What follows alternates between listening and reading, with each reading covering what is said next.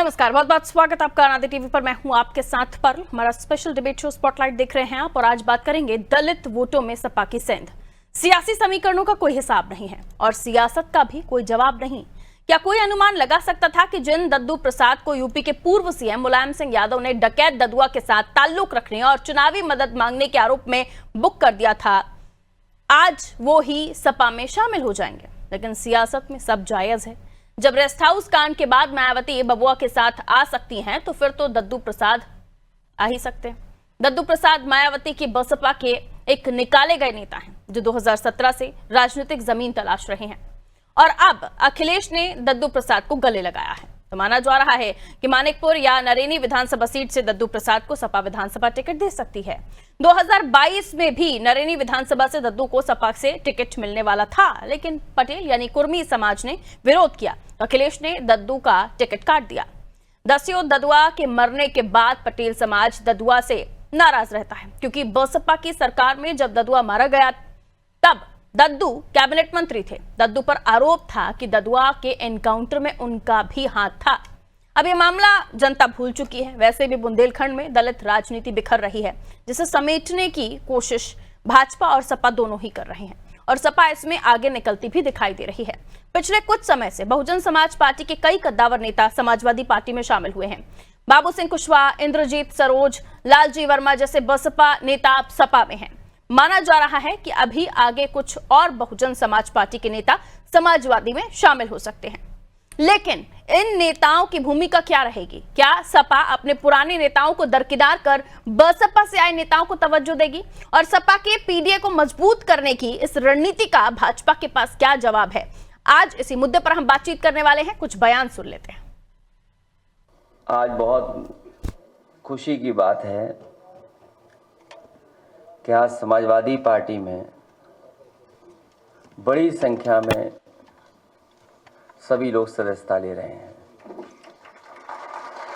सबसे पहले पूर्व में बहुत समाज में काम करने वाले, ज़मीन पर गरीब, मजलूम, बहुजन समाज के लोगों को जोड़ने वाले, समय समय कठिन परिस्थितियों से भी निकलने वाले दद्दू प्रसाद जी, उनका मैं स्वागत करता हूं। समाजवादी पार्टी में आज शामिल होने के लिए मैं उन्हें बधाई देता हूं। उनके बड़ी संख्या में साथी जो यहां पर मौजूद हैं, उनका धन्यवाद देता हूं। बहुत बड़ी संख्या में जो हॉल के बाहर हैं, जो अंदर नहीं आ पाए हैं, मैं उनको भी बधाई देता हूं।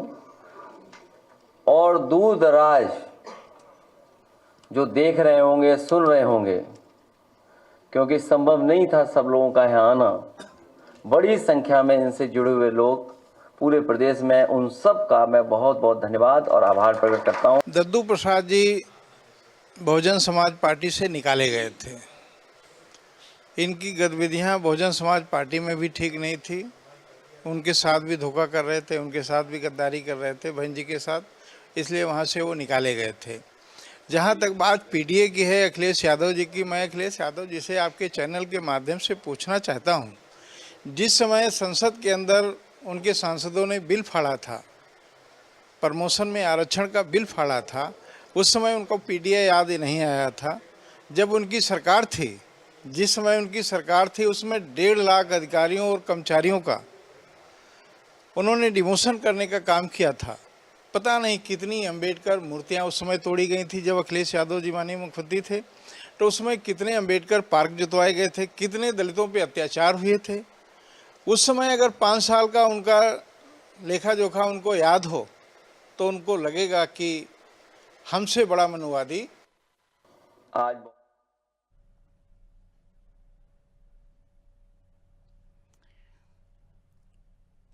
तो देखिए, अपने अपने आरोप प्रत्यारोप हैं, लेकिन ये सच है कि जिन दद्दू प्रसाद को यूपी के पूर्व मुख्यमंत्री मुलायम सिंह यादव यानी अखिलेश जी के पिताजी, उन्होंने डकैत ददुआ के साथ ताल्लुक रखने और चुनाव में मदद मांगने के आरोप में उन्हें एक तरह से बॉयकॉट कर दिया था, लेकिन आज वही दद्दू प्रसाद सपा में शामिल हो गए हैं। और फिर ये राजनीति है, राजनीति में कुछ भी मुमकिन हो सकता है, जैसा कि आप देख भी रहे हैं।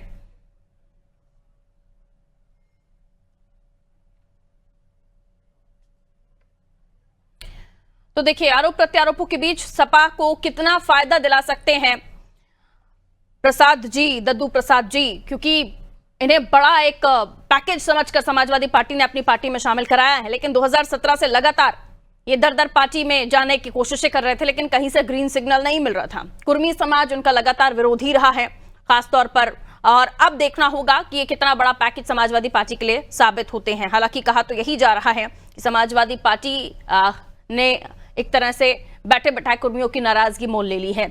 आइए समझने की इसे कोशिश करते हैं। हमारे साथ मेहमान जुड़े हुए हैं, उनसे हम और भी बातचीत करेंगे। दिनेश प्रताप सिंह जी भारतीय जनता पार्टी से जुड़ रहे हैं, रविंद्र प्रताप सिंह जी सपा से, माफ कीजिए, राजेंद्र प्रसाद जी हमारे साथ जुड़े हुए हैं, राजेंद्र सागर जी कांग्रेस से हमारे साथ जुड़े हुए हैं, आलोक त्रिपाठी जी हमारे साथ वरिष्ठ पत्रकार जुड़े हुए हैं। बहुत स्वागत करती हूँ। राजेंद्र सागर जी हमारे साथ कांग्रेस का पक्ष रखने के लिए जुड़े हुए हैं। समाजवादी पार्टी के भी गेस्ट इन्वाइटेड थे, लेकिन एंड मोमेंट पर उनका फोन अब स्विच ऑफ आ रहा है, तो अब हम कुछ नहीं कर सकते इस मामले में, क्योंकि मुद्दा उन्हीं से जुड़ा हुआ था। एंड टाइम पर हमारे जो गेस्ट हैं हम उनसे प्लीज रिक्वेस्ट करते हैं कि ऐसा आप ना करें, क्योंकि उसी तरह से ये पूरी चीजें डिजाइन होती हैं। बहरहाल, क्योंकि अब शो मस्ट गो ऑन, तो हम आगे बढ़ते हैं, इस पर बातचीत करते हैं। आलोक जी, आप किस तरह से देख रहे हैं, क्योंकि क्या वाकई इतना बड़ा पैकेज साबित होंगे प्रसाद जी, जिन्हें समाजवादी पार्टी ने दद्दू प्रसाद को अपने पार्टी में शामिल कराया है, और काफी खुशी खुशी के बहुजन समाज पार्टी को, बहुजनों को आगे लाने का प्रयास दद्दू प्रसाद करते रहे। लेकिन ये भी किसी से छुपा नहीं है, जैसे कि मैंने शुरुआती दौर में कहा, मुलायम साहब तो खुद विरोधी रहे हैं, फिर अखिलेश जी ने उसे शामिल करा लिया, तो क्या बहुत बड़ा एक परिवर्तन हो जाएगा दलित वोटों में समाजवादी पार्टी, या जुड़ जाएंगे दलित वोटर्स? सर, आपका विश्लेषण। जी पारुल जी, देखिए यूपी की राजनीति में जो भी राजनीति नेता कर रहे हैं, उनके लिए ये क्लियर चीजें खुल के आ गई हैं कि यूपी में अगर राजनीति करनी है और आगे बढ़ना है तो इस समय दो ही पार्टियां मेन है, या तो भारतीय जनता पार्टी के उसमें चले जाइए या फिर समाजवादी पार्टी में, अगर आप मुख्य धारा में आना चाहते हैं। तो ये एक ठिकाना ढूंढा जा रहा था, और वो सपा उनको नजर आया, क्योंकि भाजपा में उनको उम्मीदें कम नजर आई। अब दूसरी बात कर लेते हैं दलित वोट बैंक की लेकर। आप देखिए, बहुजन समाज पार्टी के ज्यादातर नेता भारतीय जनता पार्टी में तो गए हैं या फिर जो समाज में गए हैं, उनमें चाहे इंद्रजीत सरोज रहे हैं, उनका बेटा भी देखिए सांसद है, वो भी विधायक है वहां से। तो कुल मिलाकर के जो, और अखिलेश जी को ये भी लग रहा है जिस तरह से भारतीय जनता पार्टी सनातन की या हिंदुत्व की या 80 की जो बात कर रही है, उससे अगर जीतना है और या उनको उसमें बढ़ते हुए उनके रथ को रोकना है, तो कहीं ना कहीं संविधान, दलित वोट बैंक, इस पे या पीडीए, यही एक ऐसा उनके पास अस्त्र है जिससे वो उनको रोक सकते हैं। और उसी के लिए वो अपने जो गोटे हैं, दद्दू प्रसाद जी चूंकि उनको मालूम है बुंदेलखंड से हैं और दलितों में अच्छी उनकी पैठ है और सब चीजें हैं, तो और उनको भी आवश्यकता थी और इनको भी एक अपना जो दलित वोट बैंक है, क्योंकि दलित वोट बैंक देखिए जब बहुजन समाज पार्टी से भाजपा में चला गया तो वो हिंदुत्व हो गया था, जिसका भाजपा को बहुत फायदा हुआ। लेकिन लोकसभा चुनाव में देखिए वही दलित जब खिसक के फिर से दलित हुआ तो वो भाजपा को नुकसान हुआ।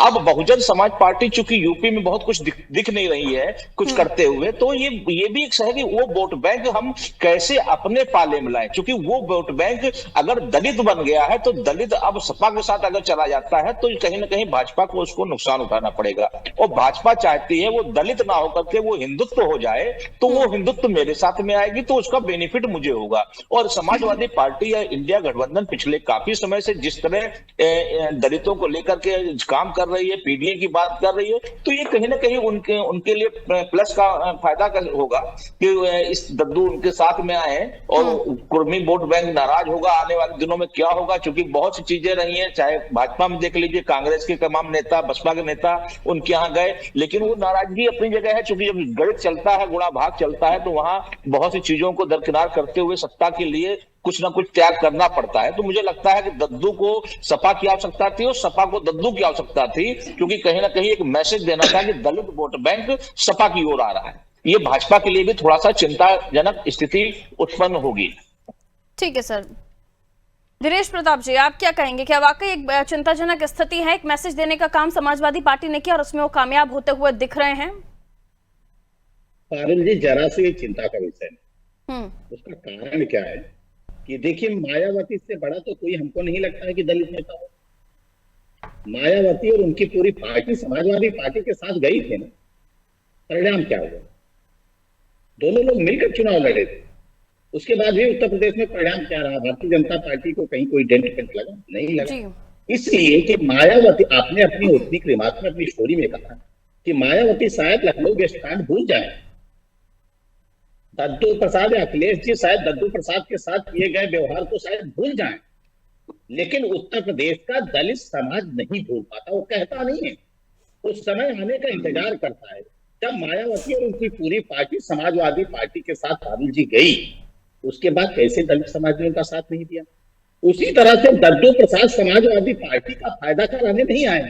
दद्दू प्रसाद वहां से निकाले गए थे, उनको कहीं जाना था, वो अपना फायदा तलाश रहे हैं कि हम शायद समाजवादी पार्टी में चले जाएं तो हमारा फायदा हो गया।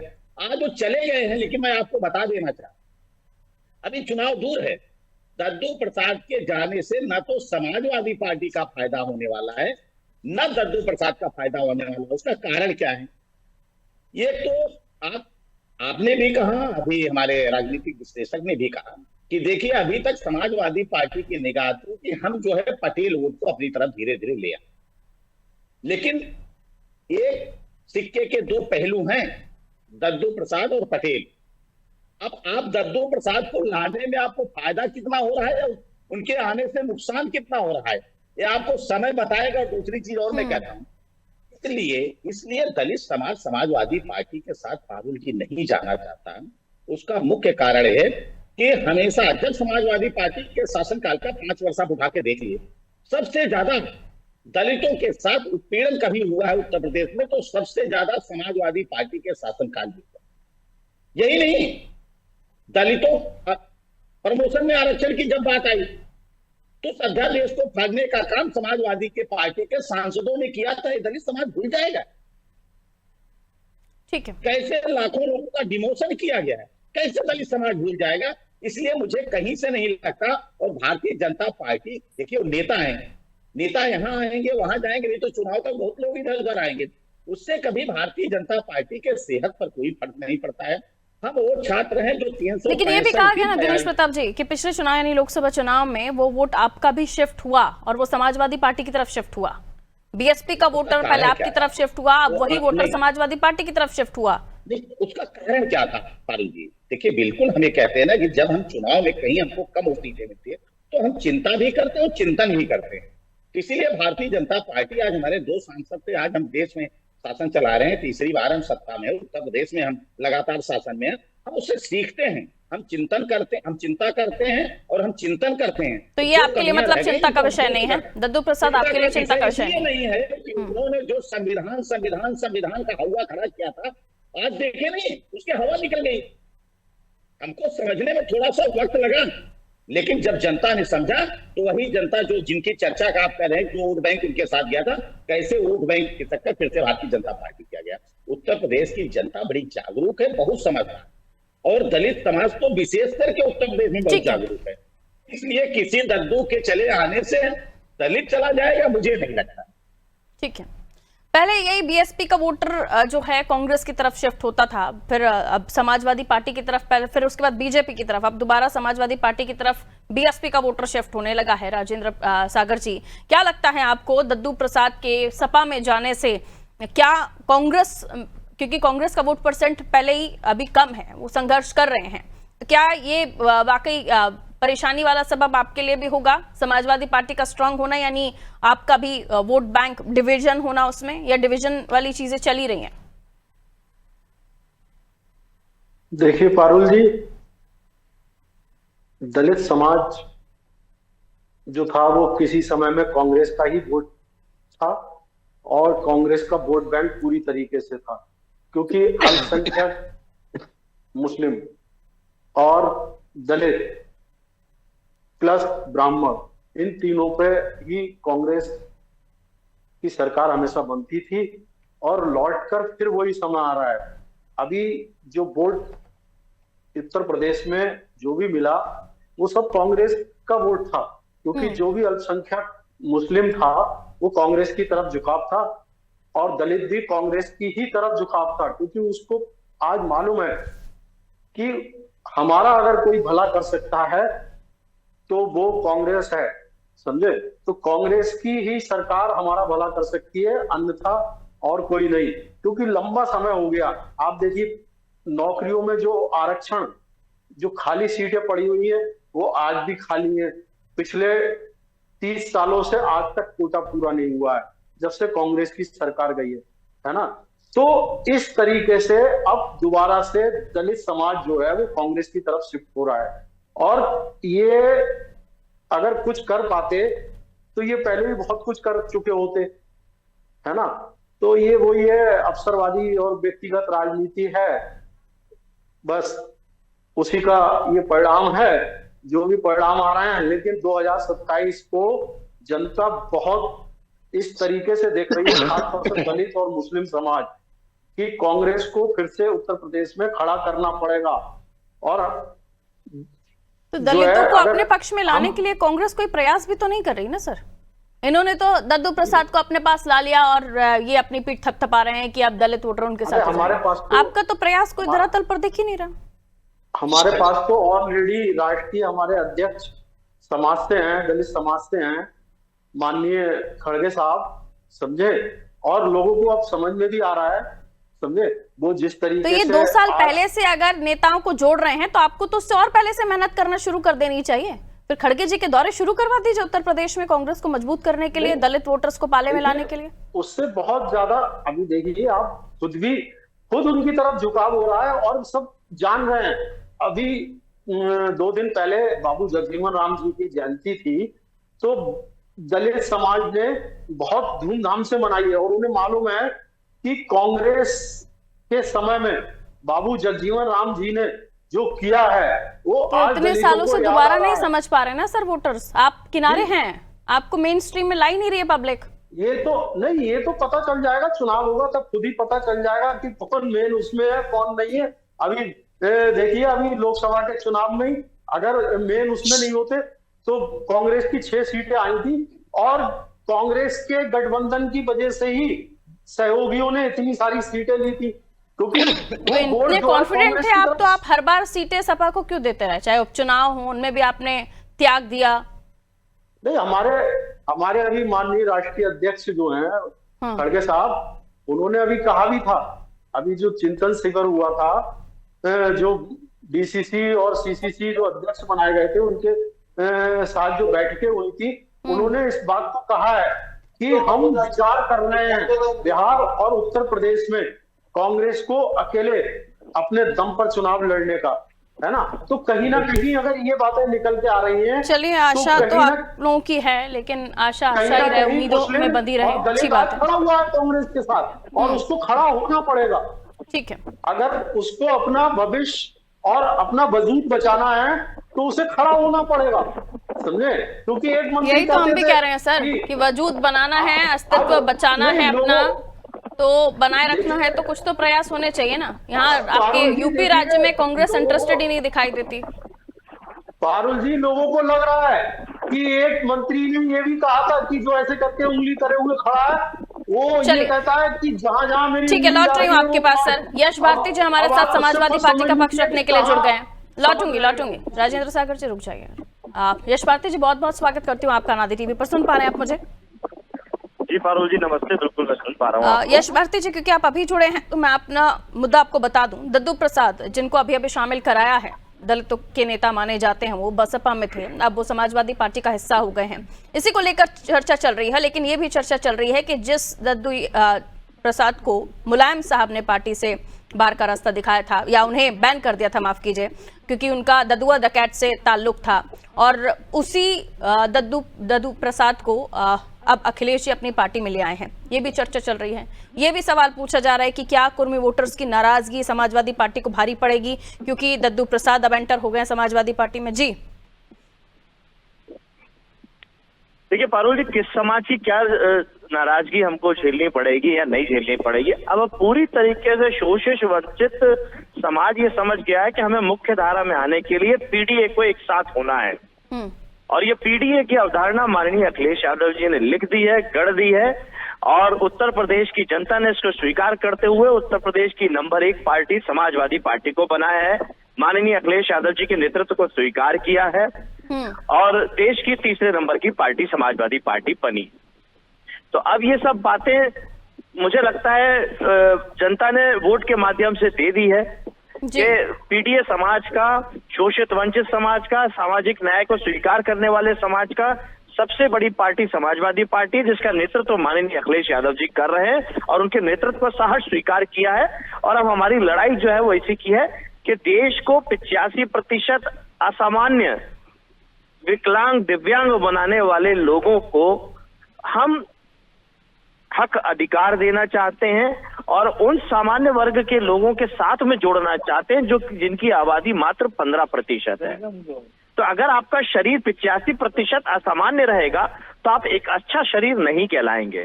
तो जब देश के 85% आबादी असामान्य है, आरक्षित वर्ग से आती है, शोषित वंचित वर्ग से आती है, तो कैसे देश तरक्की करेगा, उन्नति करेगा अगर उनको मुख्य धारा से नहीं जोड़ा जाएगा। तो दद्दू प्रसाद के शामिल होने से ये शोषित वंचित वर्ग आपका मुख्य धारा में आ जाएगा?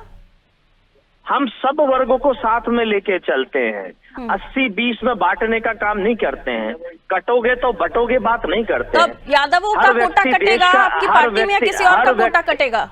हर व्यक्ति देश का नागरिक है। देश के नागरिक को अधिकार प्राप्त है वोट डालने के, चुनाव लड़ने के, नहीं, आपकी और वो पार्टी में आप अधिकारों किस से कोटे वंचित नहीं का करना। कम करेंगे? प्रतिनिधित्व इन्हें जगह देंगे जो आप बुला रहे हैं, दद्दू प्रसाद को जगह देंगे मणिकपुर, नरेनी से, तो किसका कोटा कम करेंगे? अपनी बात में शुरुआत में ही कहा, पीडीए की अवधारणा माननीय अखिलेश यादव जी के नेतृत्व में जनता ने स्वीकार करते हुए उत्तर प्रदेश की नंबर 1 पार्टी समाजवादी पार्टी को बनाया है। भारतीय जनता पार्टी को अस्वीकार किया है। देश के बड़े चुनाव में देश के उत्तर प्रदेश की बड़ी पार्टी बनाया है उत्तर प्रदेश की जनता ने।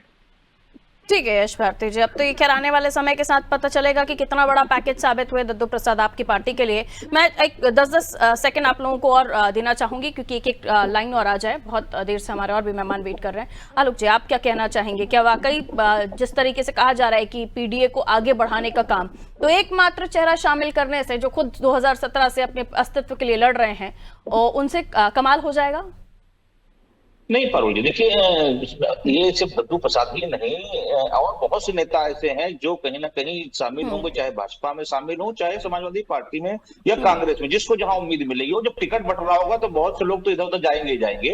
लेकिन कुल मिलाकर के अगर हम देखें तो एक हिंदुत्व का या पीडीए, ये दो को लेकर के ही यूपी की पूरी राजनीति डिपेंड करती है और इसी को लेकर के पूरा ताना बाना बुना जा रहा है। बिल्कुल वही काम इंडिया गठबंधन के लोग कर रहे हैं अपने हिसाब से, वही भारतीय जनता पार्टी या इंडिया गठबंधन वो कर रही है। ठीक है राजेंद्र सागर जी, ऐसा कुछ आप लोग नहीं कर रहे, कोई शामिल नहीं हो रहा है या कोई शामिल होना नहीं चाहता आपके साथ? देखिए हमारे पास पहले से ही बहुत सारी चीजें हैं, बहुत सारे नेता हैं, बहुत सारे छोड़ के भी गए सर। नहीं गए छोड़ के, तो वो आज देखिए कहाँ, और कांग्रेस जो है फिर दोबारा वापसी कर रही है। आप दिल्ली का हाल देख लीजिए क्या हुआ अभी, दिल्ली का हाल देख लीजिए। तो आप ऐसे करके इग्नोर नहीं कर सकते। आपका क्या हुआ दिल्ली में सर? मैं कांग्रेस की बात कर रही हूँ, आम आदमी की नहीं। हमारा कुछ भी हुआ, लेकिन जो है जो इग्नोर करने वाले हैं उन्हें भी ये समझ में आ रहा है। तो कह रही हूँ पब्लिक इग्नोर कर रही है आपको, कुछ तो करिए ताकि पब्लिक का इंटरेस्ट आपकी तरफ आए। अरे हम वोट परसेंटेज दिल्ली में आज बढ़े हैं पहले से, और आने वाले समय में और बढ़ेंगे। चलिए ऐसा ना हो 10 साल तक यही कहते रहे आप कि अब हम थोड़ा और बढ़े हैं, अब हम थोड़ा और बढ़ेंगे। कांग्रेस दिल्ली में भी सरकार बनाएगी और बहुत जल्द उत्तर प्रदेश में। शुभकामनाएं मेरी आपको। दिनेश जी 10 लाइन में अपने 10 सेकंड में बात कीजिए। ठीक है दिनेश जी। मैं तो कह रहा हूँ, मैं तो इनके साहस को दाद दे रहा हूँ। जो लोग खुद नहीं खड़े हो पा रहे हैं, जो उनकी पार्टी आज उत्तर प्रदेश में वेंटिलेटर पे है, वो लोग दूसरे को ऑक्सीजन देने का काम क्या करेंगे? नंबर 1, कोई भी ऐसे लोगों के साथ नहीं जाना चाहता। और दूसरी जो समाजवादी पार्टी है, जो मुंगेरी लाल के हसीन सपने देख रही है, अपने शासन काल में इन्होंने जो ज्यादती दलित समाज के साथ की है, वो दलित समाज कहीं नहीं बोला है।